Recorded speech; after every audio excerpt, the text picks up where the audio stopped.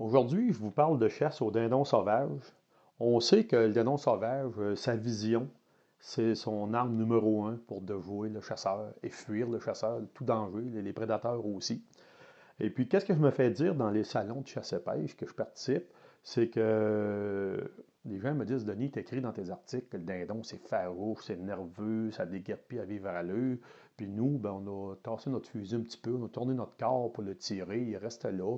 Ou même d'autres chasseurs m'ont dit, le dindon, on en a tiré un, il y en avait deux, l'autre s'est poussé un peu plus loin, puis il était arrêté là. C'est vrai, ces chasseurs ont raison, puis il y a une bonne raison à ça, c'est que les dindons du Québec ne sont pas encore éduqués.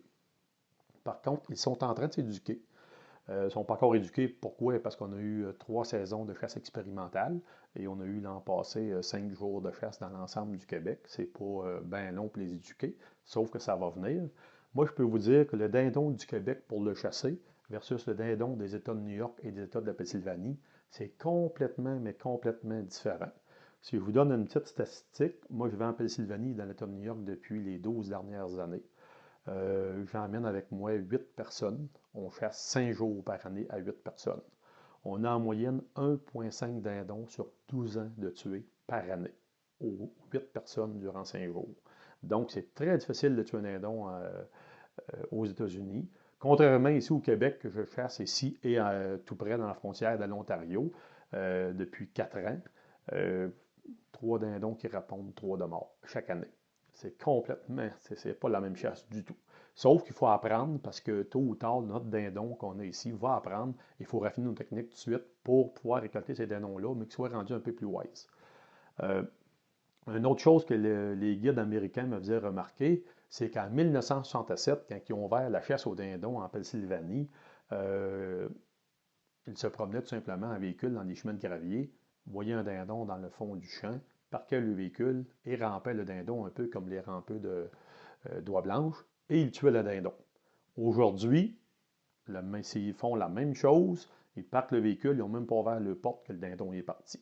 Le dindon a appris et est beaucoup plus rusé, beaucoup plus dur à poigner.